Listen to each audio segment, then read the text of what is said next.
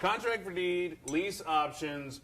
Let's start off by defining what that is. Yeah, so y'all hear me talk a lot about owner financing and that kind of stuff. And a lot of times, one of the common reactions that I'll hear people say back is like, oh yeah, I know about lease options or lease purchases or something. And I want to be very specific that lease purchases, lease options, those are completely different than an owner financed deal. And this is actually prompted from a question from Helen Sons last week. So I do want you guys, like, if you've got topics that you want to learn about, please put them in the comments, because I want to approach that. As is seen, this is a topic that somebody put in the comments last time. Helen did, Sons.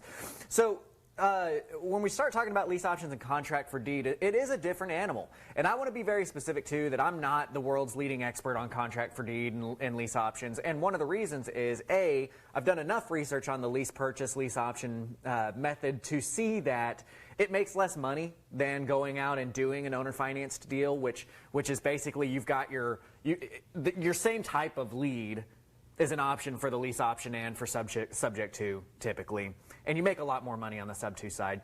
The place that lease option kind of shines is going to be in that higher end market, the properties that are above. Like our median here is 175, and I cap at 250 for my owner financing. So properties above 250, above 300, those lease options can start to come in play. But to really define it, a lease option is basically, hey, I'm going to lease the property. You will remain the owner of the property. And then after a certain amount of time, or after I have paid a certain amount of money, or after some kind of qualifier has been met, at that point in time, you as the renter have the option to purchase the home at an agreed upon price that gets agreed upon at the beginning. A lot of time, most of the time, your payments throughout your lease period will count in some form or fashion towards the purchase price of the home when you get to the end of that period. Before we jump in too far to all those questions about the lease option, what was a contract for deed again? Because I know you were about to define it, but then you were like, hey, I'm not the expert here. And then I got lost. So what is contract for deed again? So contract for deed is going to be very similar to the seller financing side of things. Now, contract for deed is essentially what a lease option is. Okay, what a contract for deed is you have a contract that says, hey, Ryan, you're going to pay me 360 payments of $1,000, and at the end, once you've done that, then I will give you the deed to this property. Okay, that's contract for deed. Now, in most states, and this is one of the advantages here to Propelio being such a national audience. In most states, contract for deed is still good to go, and I really encourage you, if contract for deed is legal in your state, use it. Use it over the wraparound strategies, that kind of stuff, where you are giving deed to the person immediately, because you do have more protection. If you've got a contract for deed ability, then if your person doesn't pay you, it's an eviction process. Versus if you've gone through like a full wraparound and you've given them deed up front, if that person doesn't pay you, you have to go through the foreclosure laws, and that can take a lot more time. Here in Texas, for those of you who are watching in Texas and similar in other states, contract for deed has been all but outlawed. We're not able to really do that anymore. And this is semi-recent. It was 2004, 2005, a big tornado rolled through in South Dallas, tore up a bunch of people's houses. Long story short, a bunch of people had contract for deed in that neighborhood, and the landlord, owner of the property, there was 2, maybe 3 guys that were snakes, and long story short, screwed these guys out of all the insurance money. They lost everything, and it happened to enough people that they marched down to Austin and got the laws changed. So now we can't do contract for deed. Now, in Texas, for a lease purchase or lease option or contract for deed, all of which are an agreement up front that says you're going to pay me X amount and then I will give you the deed at some point in time, you really have to stay within 180 days of that contract. So I can say, Ryan, sure, you can rent this house from me for the next 180 days, but at the end of that 180 days, we have to transfer title to Ryan, okay? Or kill the deal and he moves out. Those are our options. Now, 180 days, that's the max? Now, 180 days is kind of the point before you hit some really big compliance things that you need to do. So you can go, the max is 3 years. Okay, so you can go between 6 months and 3 years if you jump through a bunch of hoops. And one of those hoops is having written consent from your underlying lender. So that's going to be one of the things that kills it for most people, because if your underlying lender is Wells Fargo or Bank of America or Chase, they're not going to give you written permission to deed that property over to somebody after 6 months. So you're capped at that 6 months. But if you have private money, right, and your private money understands what you're doing and they're cool with you going up to that 3 years, then yeah, you can get written permission. That's a subordination agreement. You know, everybody understands what's going on, and then you can go up to 3 years. And there's some other compliance things that need to pop into there. But again, I'm not the world's foremost expert on this to let you guys know on that side. But that's really the big point that keeps people from passing that 6 month period. So before we go too far, I do want to say, like, we're going to try something new. Because we do want this more of a conversation and more of a Q&A session. So we're going to go back to doing a book giveaway. I know this is one of Grant's favorite books, really influenced by Robert Cialdini.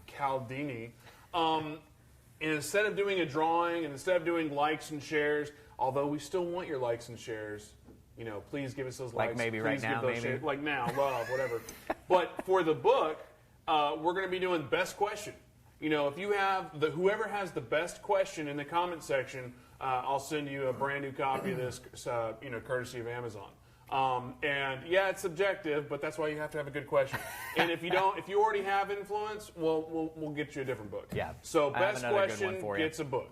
Yeah, cool. Do we like that? If you like that, thumbs up. Start dropping those questions. Yeah, and I'd like to see your questions on this, because it's a big topic. It's something that we're very interested in. And again, influence, just to kind of go off of that, it's just a phenomenal book on how to get to yes, essentially. It's a doctor. It's somebody who actually knows. It's not just anecdotal. When I used to negotiate back in the 80s, this is how it worked. This is somebody that's telling you how the human brain works and Sell why. me this pen. Sell me this pen. And why people want to, you know, do things. So going back to the topic of this, we're talking about contract deed. We're talking about lease option. Sounds like contract for deed is more like, I mean, we can get into it a little bit more, but we don't. I don't know. It's up to you. But it sounds like lease option is the main meat of what we need to talk about. Well, contract for deed is lease option. Okay, so maybe we need to revisit the whole first part of that video, because maybe I wasn't hearing it correctly. So contract for deed and lease option are basically the same thing. Okay. The lease option is a form of contract for deed. The lease option, the lease purchase, that kind of thing. You come up with an agreement at the beginning that says, I'm going to pay you X amount of payments and do X amount of things, and at the end of that once I have done these things, then you will transfer deed to me. So how do you, it has the, because as an investor, having the house, having the asset, I like that idea, because if you walk away, whatever, bye. Right, totally. And then I still have my house, 100% of it, and I don't have to pay you back or nothing. But if I'm the a watchdog advocacy group, or if I'm the actual person trying to buy, like, what's to protect me from those snakes? Yeah, so it's well, okay, so I think that we hit two questions there. You're saying Probably. So you're saying, what is to protect you from people who are going to try and do contract for deed the wrong way? Is that what I'm understanding? Yeah. Okay, why not? Like, I don't know. I'm just saying, like, this is a new concept to me completely, because I'm not in that world.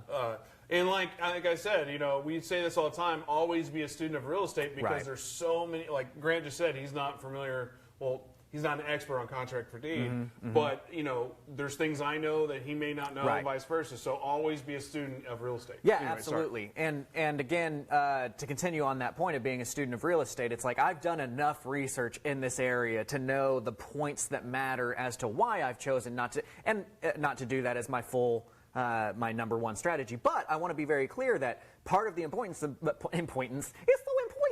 part of the importance of doing of being a student of real estate is that I do contract for deed. I do lease options a lot. I just stick within that 180-day rule. Got it. Right? So lease option is a great option, right? Like you said earlier, if you're an investor, this lease option is a great way to go, because if they don't pay, you can get them out a lot quicker and you can get your asset back, that kind of stuff. The way that I do lease options is that because all of you guys know, I really like seller financing. I like going through, giving them the deed, and not having to deal with anything anymore. But there are a lot of times, like we're asking for somebody to pay us 10% down as a 10% down payment on our home, right? Mm-hmm. So what if I've got a $200,000 house and my buyer only has $10,000? but nobody else is really knocking down my door to try and buy this house from me. Well, this is a perfect option or a perfect time to employ that lease option, even though we only can do it for 6 months. If they've got, say, every year their tax return is $15,000, or they've got a big job that's closing that's going to give them that money, or they make enough money that they're clearly going to be able to save up the rest of that down payment in the next 6 months, we can get going with them. I can get that first $10,000 down payment that they have. I can create what we're going to do as the mortgage, right? We're going to originate everything as we would for the standard mortgage. We're going to let them move into the property. And then over that next 6 months, they need to get me the other $10,000 for their down payment. And once they get that down payment to me, then we record everything, and they are the owner of record. And in those 6 months, are they essentially paying rent? Yeah. Okay. Yeah, they're paying rent at that point in time. And part of your rent agreement, like ours says, like they're paying rent, but they're also responsible for fixing the things that are in the house, because we're basically treating it as their home at that point in time. Now, and the rent payment, is that just straight rent, or It's a is really it good going question. towards the equity of the house? That's a really good question. Like So, different people are going to handle that different ways. That's part of the contract aspect of it, is you come to an agreement with them. The way that we handle it in our office is from day one, we actually go ahead and sign all the same paperwork for closing that they would to get the deed. We get it all signed and done, and we create that mortgage. Their payment is what their PITI payment would be. Got it. That is their rent, okay? So then, let's say we start on January 1st. And so that would be what, March, April, May, June 1st, sorry. I know how to count to 6. So June would be when it converts, and we're no longer able to have that lease period, and they need to come up with that $10,000 in the meantime. Well, they're paying, let's say, $1,000 every month. That's their PITI payment. Right. That's what rent would be, equal rent rate, that kind of thing. The way that I handle things is, let's say that 5 months in, they're able to get me that other $10,000. Well, remember, we signed everything from day one. I just didn't record anything. We've got it all signed and ready to go. So when they fulfill their part of it, we record these documents and then count every payment that they made for that time, just like it was a payment towards the mortgage that started on January 1st. Okay? So it's the same amount of principal, the same amount of interest that they would have been had they started paying on it from January 1. Now, so say in that first 6 months process, in that same example, they did the $10,000 down, but they still owe you $10,000 at the end of 6 months. And month 4, they stop paying. Right. Now, because, and I don't want to say any terminology, but like, is it a gray area? I mean, because it's not a deed. Is it a traditional foreclosure? Is it just get the hell out of my house? It's an eviction process. So what kind of eviction process is that? Is the exact it's treated same? exact same as a rental at that point. Okay. And so that's part of the disclosure process of doing this rent-to-own or this lease option. Rent-to-own, lease option, they're similar enough. I use it exchange, even though they are technically separate things. This is really kind of a rent-to-own because they're renting, and at the end of the period, they're going to own it, rather than like they're renting, and then at the end of the period, they get to choose if they want to own it, right? That would be kind of the lease option. But the way that we would do that, part of the disclosures in January 1 and leading up to that point are really hammering it home. Look, you better pay your payments on time. You got 6 months here that you have to pay your payments on time. And I'm assuming you're going through an RMLO just to cover your rear. Yeah, we get all the RMLO stuff done on day 1. We really make sure that we're running them clear, as though from day 1 is when we were starting. And real quick, what's an RMLO? RMLO, Residential Mortgage Loan Originator. So that's the role that got created through, if you've heard of loan officer, up until the mortgage crisis, when the CFPB is the governing body of Dodd-Frank, which is the laws that go into all of the compliance issues with mortgages. They now call it the RMLO, the Residential Mortgage Loan Originator. It's a loan officer. So as an investor that's doing something like this, we are creating mortgages for people. At the end of the day, we are extending consumer credit. And because of that, we need to be compliant with a lot of compliance-minded issues that are going on. So your question, do you run it through an RMLO? Yes, absolutely. You're going to run it through. I founded Texas Pride Lending several years ago. I've since sold that company, but I still recommend using their services for your RMLO, because you can go in and have them deal with all the compliance stuff for you. You just go on and do business as normal like you would. But if that person were to ever sue, Does it count as a subtle plug if I don't own the company anymore? But if that buyer were to ever go and sue you and say, hey, I was unable to afford this house, this is just as bad as what happened in 2007, you're able to give the judge a packet that says, actually, I tried to make sure. I used a third party. Yeah, I used a third party. I made sure that I felt like they were going to be able to repay me. So if you're just joining us, again, this is another episode of Grant Teach Me Something. Today we're talking about the lease options, contract for deeds. We're also doing something cool here where best question in the comment section gets a book. So drop your comments, drop your questions, give us likes, give us shares, and we'll get to your questions throughout the episode. Additionally, Propelio.com, that's who brings all this together for you guys. If you need comps, if you need access to, or if you need leads, off-market leads, websites, investor websites, education, motivation, basically anything you need to be an investor in the real estate world, Propelio.com is going to be your thing, your go-to place. So we do a 7-day trial, so check it out. As far as like mentorship and whatnot, that's not Propelio. We're more like, hey, go watch our gajillion videos we have on YouTube or Facebook. But guess who does mentor? Grant does. Grant does. CreativeCashFlow.com. I do personal mentoring. I also have videos specifically on all the seller financing stuff from start to finish at CreativeCashFlow.com. So if you want somebody to hold your hand, doesn't matter if you're local to Dallas. I've done people outside of the Dallas area with the personal mentoring stuff. Get in touch with me there. Anyway. Do you want to keep going with your train of thought, or do you want to start hitting some questions? Yeah, let's hit some questions. And in honor of Miss Helen Sons being the reason that we are doing this topic, I'm going to hit her question first, which is a very broad question of, so why is lease option a good way to go, or is it?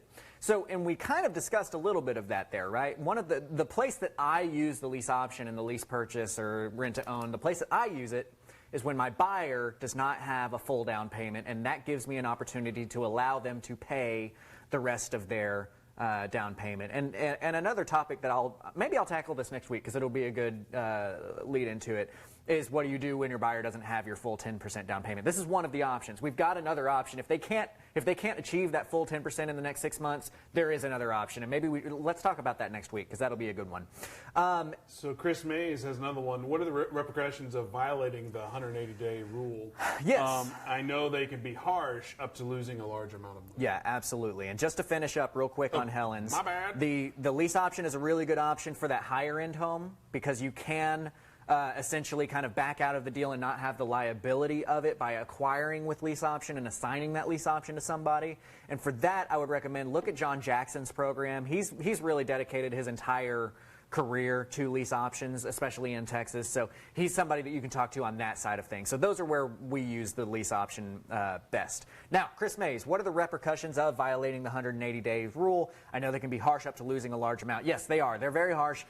Basically, what it boils down to, ownership of the house can be up for grabs. And please, let me take this moment. We need a bumper. I am not a lawyer. Ryan's not a lawyer. We are not giving legal advice. We are not CPAs. We don't give financial advice. Financial planners, lawyers, realtor. I'm not representing anybody. This is purely this is for education only, or no, I'm sorry, entertainment only. This is entertainment. So. But the ownership of the property can be up for grabs at that point in time. But really, I mean, you're losing any money that you've gotten up to that. You would have to refund them their payments, their interest that they've paid, any down payments that they've paid. Ownership of the property can be up for grabs, and then you have to pay all legal fees. And that can be really hairy because the law doesn't say pay reasonable legal fees, it says pay all legal fees. So there are attorneys that are looking for ways to do this because they can charge exorbitant amounts, and then if the judge rules in their favor, it gets paid by you, the investor, the landlord. So be smart. Do this legally. Talk to a good attorney. I really like Scott Horn. He does a lot of, he's who I go through all my legal stuff. Matt Aycock is super sharp. He's been on here several times. I really recommend you talk to him. He's got a very good legal mind. He's going to get you very traditionally what you need to get to be protected. Those kinds of guys can help you do this the right way. If you want a gal, Julie Pettit's always good. Julie Pettit, yes, she is. Then you get to hang out with Julie Pettit, and that's a double whammy good. Yeah. Renee Daniel, on the lease option, is it a cap at 6 months, or can you do a year or 2 years? Yeah, so you can, and this is something that we discussed right at the beginning of the video, probably before you joined, but you've got, in Texas, you've got up to 180 days to give them the deed of the property. If you pass that 180-day law, you can go up to 3 years, but there's a lot of hoops you got to jump through, and the main hoop that you got to jump through, this is going to be the main prohibitive factor, which is why it'll be the only one I really discuss here, is that you've got to get your underlying lender's consent to get past that 180-day rule. So if your underlying lender is Wells Fargo, Chase, Bank of America, Bank of Texas, whoever that is, they're not going to give you written consent that says, sure, you can do the lease option for another however long. It's just not going to work for you. If you've got private money or cash that you're putting into it, then that opens up the possibility of going to that 3-year mark, but they have to have deed by the 3-year mark. You know what I just thought would be funny? Is like, I do, yes. Sorry. But like the whole like, hey, ask your questions, but like, we're not going to answer your question until you share it. But anyway, Russian Jaime has a big question here. I'll let you read it because you read good. Notwithstanding any other provision of this subchapter, only the following sections apply to an executory contract described by subsection A2. If the term of the contract is 3 years or less, and the purchaser and seller, or the purchaser or seller's assignee, agent or affiliate, have not been parties to an executory contract to purchase the property covered by the executory contract for longer than 3 years, and then he doesn't include the rest of the law. Okay. I thought it was a question. I just saw a lot of writing. No, and was like, that is the portion of the Texas Property Code. And Jaime, if you're in there anyway, can you just throw a link up there for that? I thought about doing that, but I forgot to grab the link. Throw a link in the comments for where that goes, or I'm sorry, where the Texas Property Code is for people to read themselves. Because here's the thing. The reason I know this stuff, the reason I am like well-versed in all of these areas that we talk about every week is because I didn't just sit there and listen to somebody and go, oh, okay, that's good. Google. I went out and I read the law. Imagine that. I actually read the law and discussed it with attorneys and that kind of stuff. And that's why Texas Pride Lending grew so big so quickly, is because there was somebody who actually read the law and understood it. Because what happens, and I've seen this happen my entire career, is there's a law out there. One person interprets it one way. They tell it. Have you ever played the game Telephone? You know, where it's like you whisper into an ear and then they whisper into an ear and they whisper in an ear. That's what happens with these laws. So what I would end up hearing, like compliance-wise, is like, oh, you can't charge more than 7% interest on an owner-financed loan. You can't charge more than 6.5% interest. And they would be hearing like, because 6.5% interest is a threshold for new laws to pop in. But you absolutely can do it. You should be doing that. But what happens is this like miscommunication goes down. So I really encourage you guys to go out, read the laws. Don't just take anybody's word for it unless they are a lawyer. Don't take their word for it. And even if they are a lawyer, a lot of times you need to talk to several lawyers to get a good idea of what the interpretations are there. So that what you're benefiting from is the fact that I've done that. Right. And that we're here to talk about that kind of stuff. So but I encourage you to do it. Going back to, because it looks like we're pausing on questions. Well, keep the questions coming. We'll keep answering them. Well, when I say we, I mean that loosely. I really mean Grant.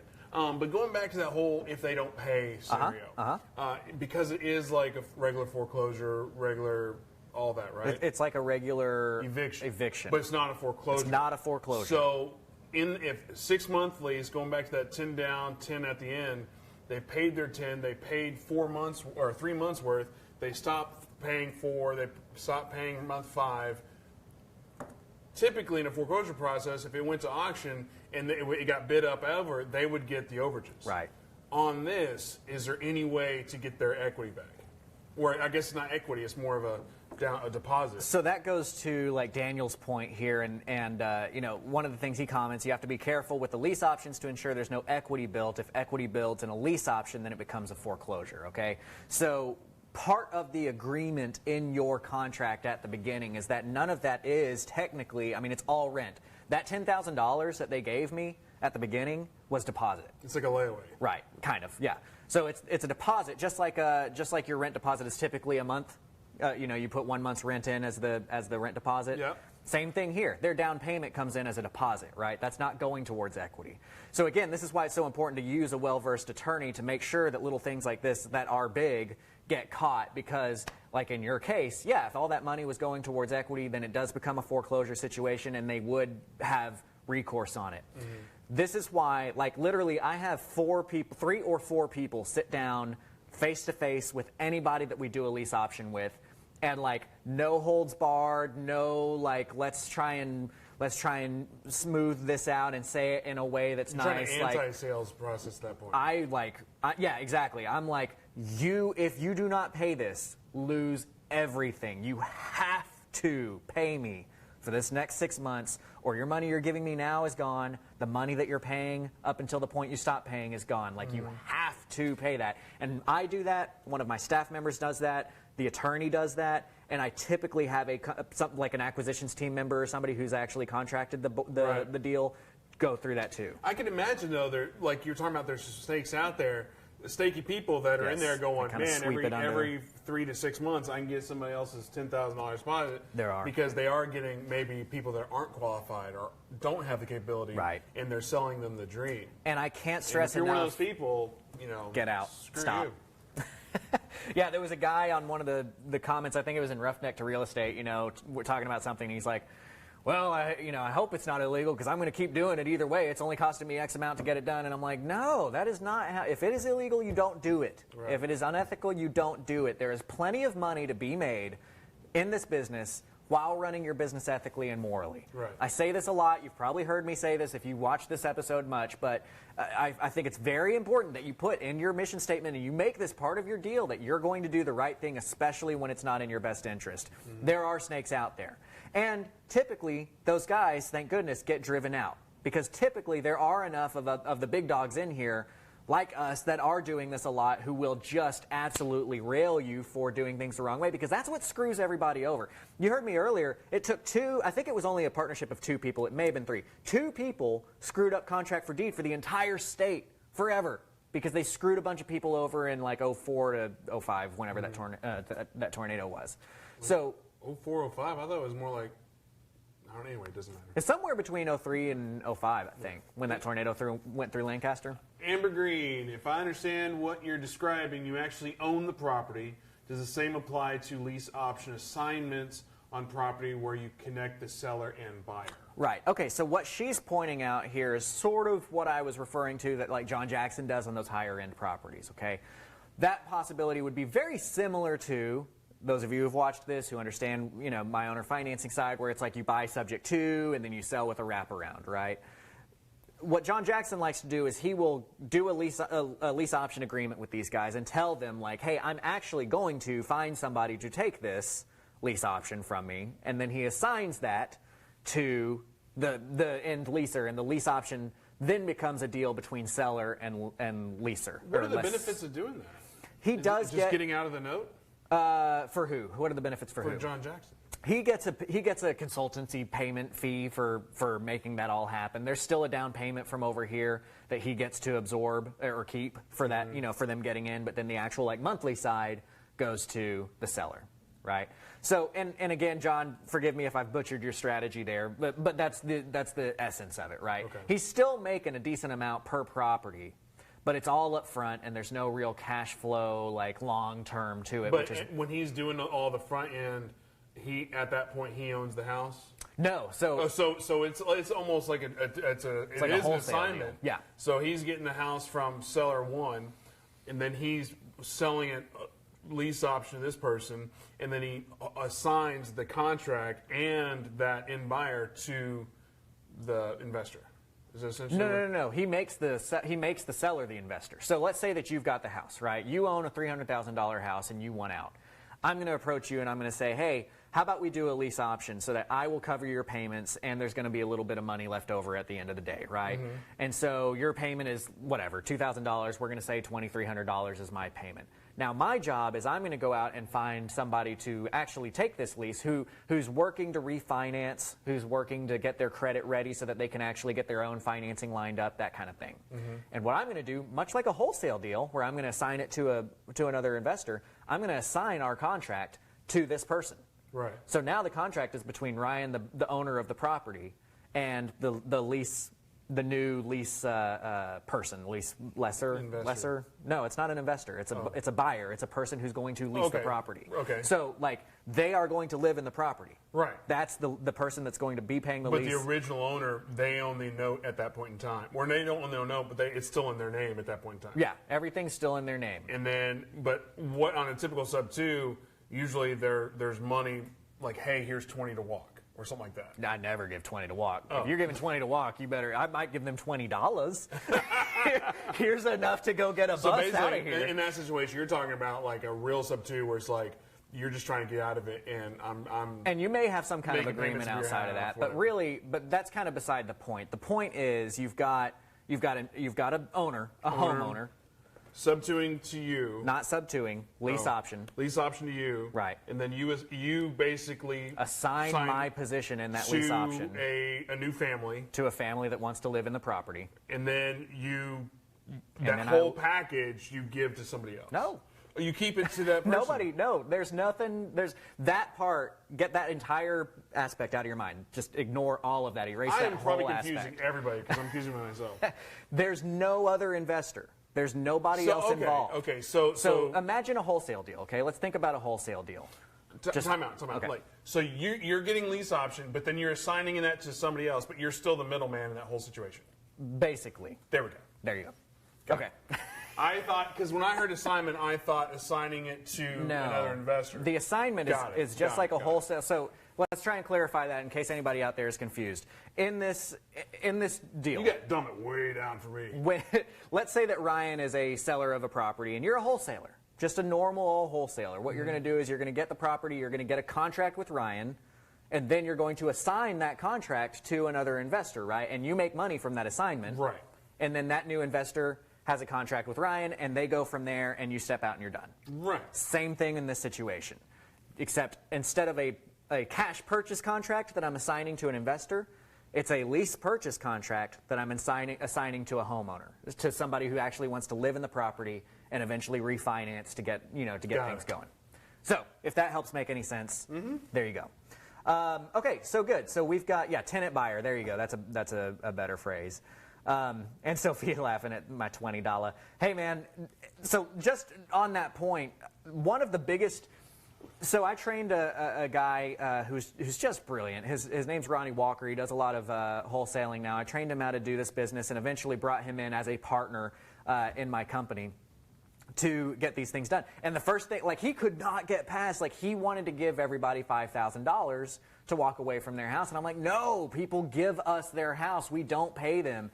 And he finally caught on to that. And he was like, dude, it's so easy. Like, they don't, because they, like, the most I give somebody is $1,500, $2,000. That's the most, if I'm buying sub-2, that's basically the most. I've given one person 10 grand because they showed me a bill from a moving company of how much it was going to take for them to move to another state. And there was enough equity in that deal to make sense of it. So yeah, $20,000, I will slap you unless there's just like a ton of equity there, and that makes sense. Okay, so let's see if we've got. Let's see if we've got. Looks like you can scroll down a little bit because we got a couple questions in there while I was being confused. Danny was pointing out that's why dumbasses like that force new legislations to screw over everybody doing it right. Yep. Yeah. Miranda, wouldn't that be acting as an agent? Yeah, so you do have to be careful with things like that. There is, when you have an equitable stake in the deal and you have it in your contracts that you are able to go out and find somebody to buy that deal from you, is what kind of keeps you from, you're not representing the seller and saying, I'm representing the seller and trying to find something for you to buy from the seller. You're saying, hey, me and seller, we have a deal and we have an equitable contract here. And I'm selling my my position in this contract as part of the assignment. And real quick, let's just define equitable interest in a deal. But I don't know the fancy words. Well, I mean, it basically just means you have a contract. Yeah, I mean, when you've got the contract, and again, in that contract, like in my contracts, and this is why you say like and/or assigns on the contract and stuff. But in our contracts that we use for any time that we're acquiring like this, it does like straight up point out like, I have the right to market this in any way I choose. I am looking for somebody to buy my position in this contract. I mean, again, disclosure is huge on this kind of stuff. So Cameron, he had a good question, I believe. How do you qualify buyers for a lease option? What makes you say this is an option, and what makes you run away? And I'll add on to that. What makes you do a lease option versus just a straight up owner finance? Yeah, so lease option, and Travian, can I get your help? There's a charger in my main section of my bag there, and I'm almost about to run out of battery. Sorry. Thank you. Whoopsies. So the how do we qualify buyers for the lease option is really, it's the same way. Thank you so much, sir. I really appreciate it. Putting you on camera here today. This is our brilliant Travion. He's the one who's responsible for all of the wonderful video content that you guys see. He's super talented. I have to suck up to him now because I'm making him work for me. There should be a flower over here someplace. Yeah, there's an extra one right there on that little guy. Anyway, back to what we're talking about. Right, as I so professionally come without a computer that's charged.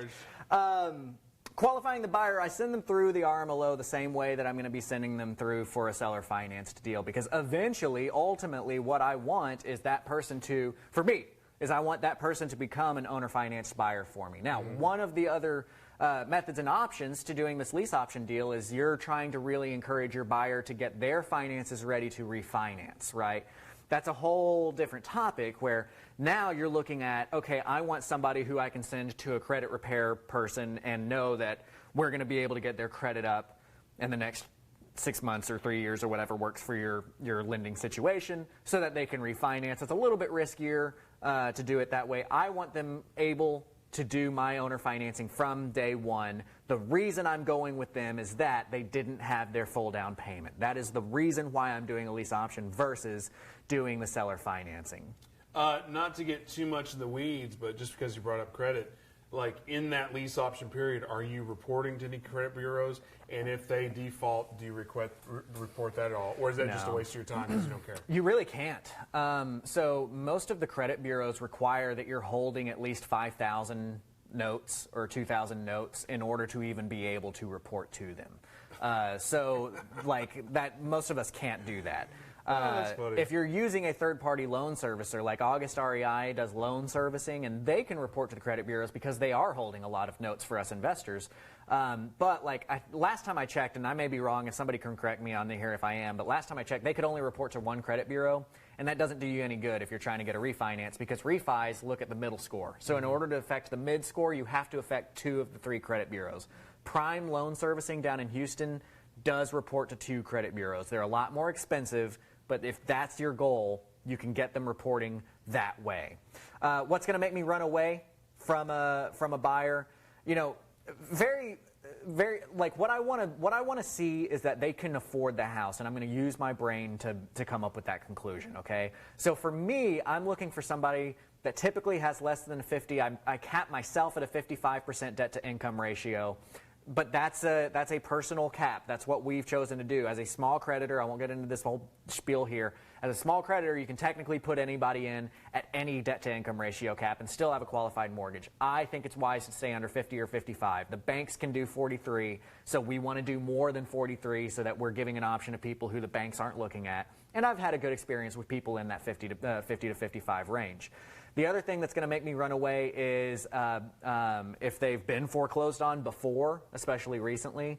But other than that, I don't really care what their credit score is. I don't really care the things that are popping up on it, but you need to be aware if they filed bankruptcy, if they've been evicted a lot, if they've done foreclosures.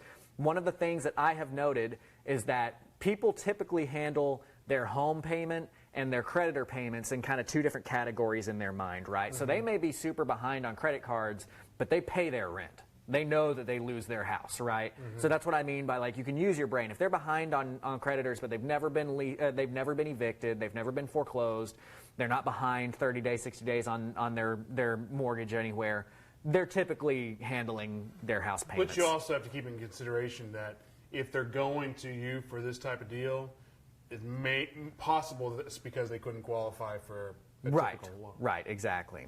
But that's why you charge a larger interest and get the big down payment. That's your protection. They are a bigger risk for you. Okay, so I think I think Travion had a question, but that'll give me a chance to say, by the way, best question gets a book. Right. And I think we've had some good questions here. So let's see. I love that guy. Right there. Like, too bad he didn't dance. So if the seller's monthly payments are $1,500, lease it to somebody else for $1,600 and make the difference of $100 a month, yeah, that is one way to handle that, right? And Daniel is pointing out that's a sandwich lease option. You're leasing from the buyer for $1,500 and then you're leasing to a seller for $1,600. you're sandwiching lease options there and making a little bit in the middle. Like John Jackson's strategy, he doesn't sandwich that. He assigns that position over to them and kind of backs out and has different agreements there. But yes, that is one way to do that. And as you'll see here, and just to kind of take a side note on this, there's so many ways to make money in real estate. There's so many ways to make money in real estate. And I want to be very clear to you guys that none of them are easy. And you are probably going to see, like, you know, I come up here and I talk a lot of smack about, oh, I make so much money and I live in this and I do that and blah, blah, blah, and we buy all these houses and stuff. And you might say, like, oh, man, sub-2 that's the way to go. That's easy. And I can just buy houses and turn around and flip. It's not easy. It's hard work. Every strategy you hear of somebody sitting up here doing something, it's hard work. So don't get too distracted by shiny things and saying, man, I'm really having a tough time with my particular strategy. I'm going to try that one out.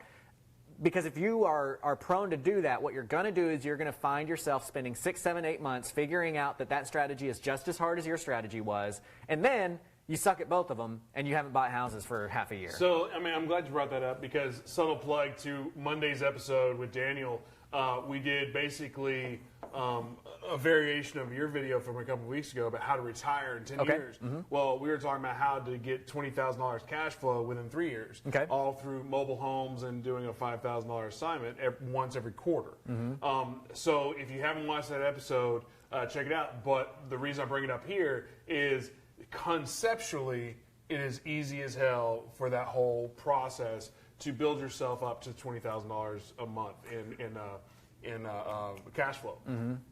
But work-wise, yeah, you got to work your ass off. But conceptually, it's easy. Yeah, the phrase that I've been using a lot here recently is, I'm not saying it's easy, I'm saying it's achievable. It is not easy, but it is achievable. It is something that you can do. So, okay, so here is the thing. We are going to look through and pick a question. If you've got another question, pop it up to me right now, because we will go from there. And let's see. You know what? What do you think about the fact that Helen Sons gave us this topic to talk about, and she gave us a good question that we talked about for a decent while of, you know, what makes the option, or what makes the lease option good? I'm trying to find where her question was, because it's rearranges for us in an interesting way, and when you're doing a live video here. So let's see if I can find that question again. Helen. Well, I know I talked about her question for a long time, but I can't find it. I think Sean had a quick question. Okay, what's it? This concept is without spending any of the money. Oh, I'm on the wrong video. Good job, Rai. Whoops. Okay. Well, you know what? I can't find it. Can't find the question. But Helen, I think, gave us the topic for today's discussion, and I think we've gotten a lot of good responses from it. And she did. She had a question about what makes this good. What makes a lease option good, and why would you use it? Why wouldn't you use it? It sounds like favoritism. Okay. Well, then who do we choose? Oh, gosh. Well, I would choose Cameron, but I went to college with him, so that's favoritism there. Wow. What we need is a coin flip. Okay. That's what we can do. Or somebody else can have a really cool question come in and just blow us away.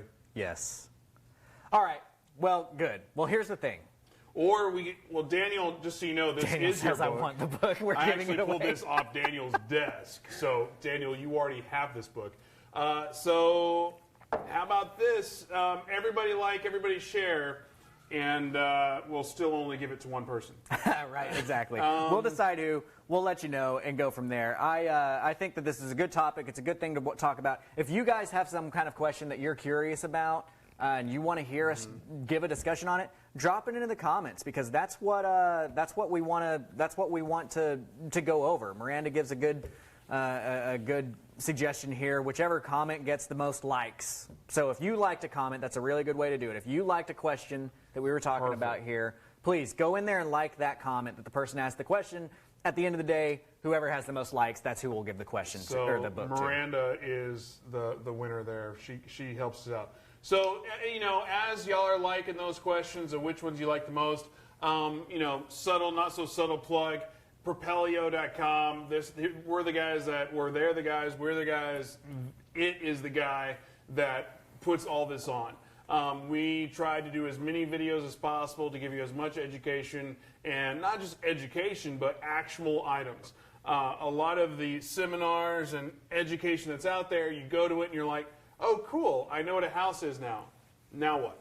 So what we're really desperately trying to do is, yes, tell you what a house is, but then give you those actionable steps to actually apply that knowledge.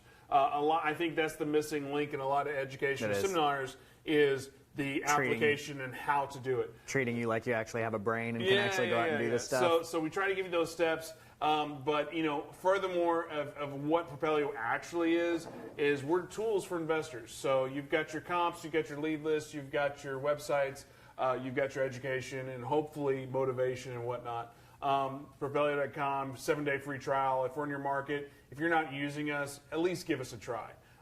We have plenty of realtors that use us just because they like our CMA capabilities over what your local board uses. Furthermore, if this is your first Grant Teach Me Something, this is, I think, the 17th we've done. It's awesome. So click on the playlist and go 1 to 17 or 1 to whatever. We have videos all over the place. So Grant, plug away. Yeah, so we'll hit our plug button.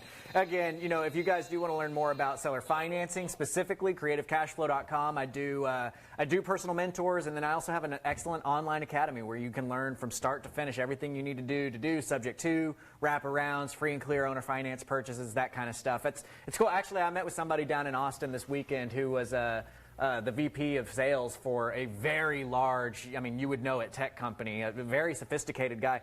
He actually bought my program, and he wanted to meet with me on Sunday because he said, man, I looked at it. It was one of my first 4 videos, and he was like, it blew my mind. He bought 3 houses with it the next day. 3 houses with that exact same strategy the next day. So again, talk about actionable information. That's what we're all about. We want to get this stuff in front of you. So please use Propelio, like, share, keep watching us every Wednesday at 11. We will be here to talk to you guys. Please drop in something in there for another topic for us, and we will address that. As far as the book goes, whoever writes, I have the best question, or I had the best question, I'll send the book. Okay, we'll just change it again. Lag. All right. I don't know. Did we count? Oh, yeah, I like your ways better. Yeah. Who had the best likes? At the end of the day, whoever has the best likes. We'll count later, so forget what I just said. Anyway, we'll see you next week. Thanks, guys. And we'll see you later. Thanks for tuning in, as always, and check us again for Grant Teach Me Something! Bye. Free stream high five. Bye.